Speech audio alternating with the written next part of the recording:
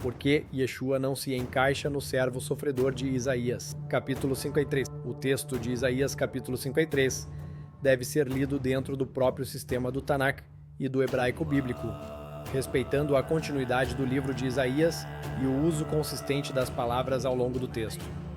O capítulo não cria novas definições nem rompe padrões linguísticos já estabelecidos. O verso 10 permanece como ponto decisivo, pois apresenta critérios objetivos de continuidade, sem qualquer indicação de metáfora, ruptura ou mudança de sentido. A identidade do servo no próprio Isaías. O próprio livro de Isaías define o servo de forma direta e repetida. Isaías, capítulo 41, verso 8. Tu, Israel, servo meu. Isaías, capítulo 44, verso 1. Ouve, Yaakov, servo meu. Isaías, capítulo 49, verso 3. Tu és meu servo, Israel. Isso estabelece um padrão interno claro. O servo é Israel. Isaías, capítulo 53, não introduz um novo personagem, apenas continua a mesma linha já definida. O fato de Isaías, capítulo 53, não repetir explicitamente o nome Israel não indica mudança de identidade. O Tanakh frequentemente omite o nome já estabelecido quando o contexto permanece contínuo. A identidade já foi definida anteriormente e segue ativa no fluxo do texto. A distinção entre o servo e o nós no capítulo não exige dois sujeitos diferentes. O Tanakh utiliza frequentemente mudança de perspectiva, onde as nações ou outros grupos falam sobre Israel como objeto de observação. Assim, o nós pode representar aqueles que olham para Israel e interpretam seu sofrimento sem que isso crie um novo servo. A estrutura coletiva de Israel. O Tanakh apresenta Israel como unidade coletiva com expressões internas distintas. O mesmo Israel pode aparecer como nação, remanescente e servo fiel. Isso não cria múltiplos servos, mas diferentes funções dentro do mesmo sujeito coletivo. Portanto, Isaías capítulo 49, versos 5 a 6, não exige um indivíduo separado, mas pode descrever a atuação interna do próprio Israel. Isaías capítulo 53, verso 10. Como critério definitivo. Isaías capítulo 53, verso 10. Verá descendência, prolongará os dias. No hebraico é ire-zerá. O verso apresenta uma sequência contínua de resultado, sem qualquer marcador de interrupção, inversão ou mudança de estado. O significado fixo de zerá. A palavra zerá significa semente e descendência real. No Tanakh, seu uso é consistente e nunca redefinido como seguidores, influência ou conceito abstrato. Gênesis capítulo 12, verso 7. A tua zerá darei esta terra. Gênesis capítulo 15, verso 5. Assim será a tua zerá. Gênesis capítulo 17, verso 7. A tua zerá nas suas gerações. Samuel capítulo 7, verso 12. Levantarei depois de ti a tua zerá. Salmos capítulo 89, verso 4. Estabelecerei a tua zerá para sempre. Em todos os casos, o termo indica continuidade geracional concreta. Não existe no Tanakh o conceito de zerá espiritual.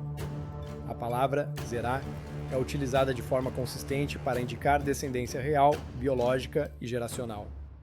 Em nenhum contexto ela é redefinida como seguidores, influência ou continuidade ideológica.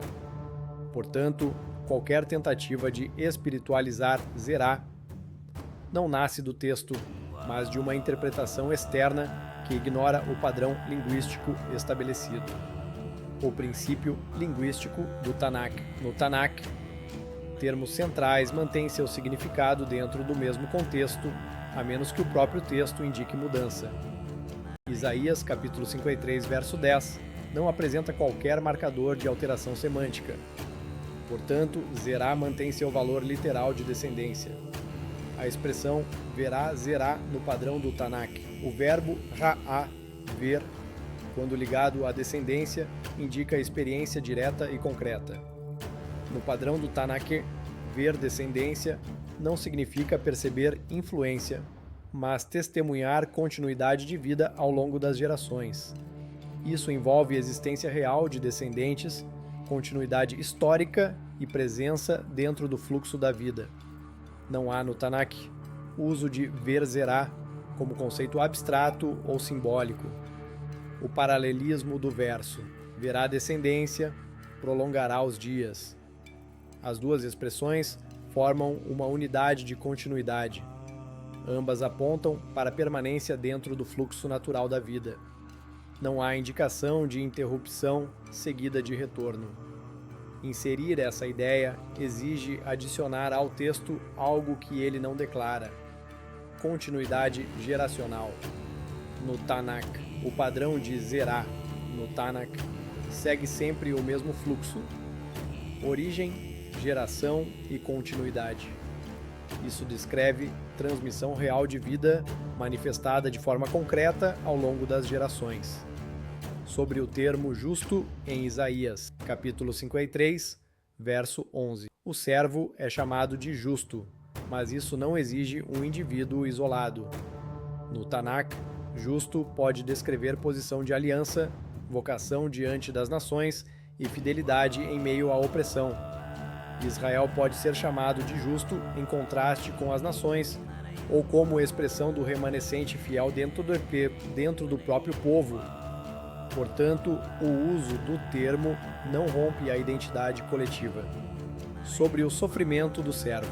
A linguagem de carregar no Tanakh não implica necessariamente transferência literal de culpa. Pode indicar suportar consequências, opressão ou injustiça causada por outros. Isso está em harmonia com Deuteronômio, capítulo 24, verso 16. Cada um morrerá pelo seu próprio pecado. Ezequiel, capítulo 18, verso 20. A alma que pecar, essa morrerá. O sistema do Tanakh mantém responsabilidade individual, impedindo a leitura de substituição penal obrigatória. Fechamento das possíveis objeções. A leitura individual exige inserir elementos que o texto não apresenta. Redefinir zerá fora do padrão do Tanakh. Transformar ver em conceito abstrato. Criar interrupção temporal inexistente. Ignorar a identidade já definida do servo e separar o servo do coletivo sem indicação textual. Nenhuma dessas condições aparece em Isaías capítulo 53. O singular no Tanakh não define individualidade exclusiva. Israel, Jacó e Efraim são frequentemente descritos no singular com sentido coletivo. Uma leitura coerente sem ajustes. Quando o servo é entendido como Israel, o texto permanece totalmente coerente. Israel sofre. Israel é visto como ferido. Israel é interpretado pelas nações. Israel permanece. Israel vê sua descendência.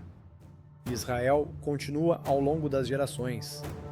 Todos os termos mantêm seu significado natural, sem necessidade de adaptação. Conclusão.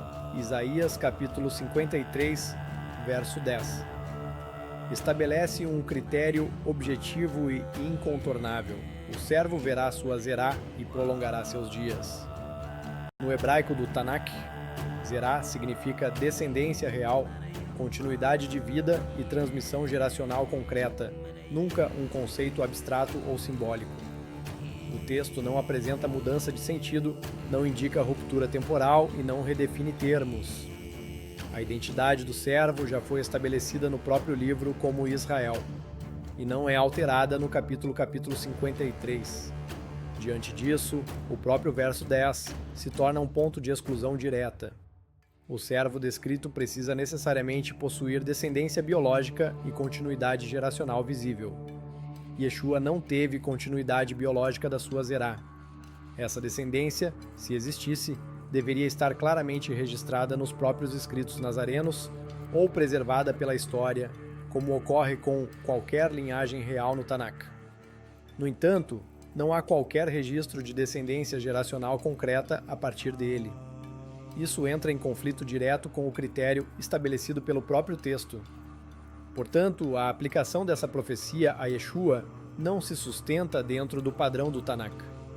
Trata-se de um entendimento humano devocional que não respeita o contexto, o hebraico e a continuidade interna das escrituras.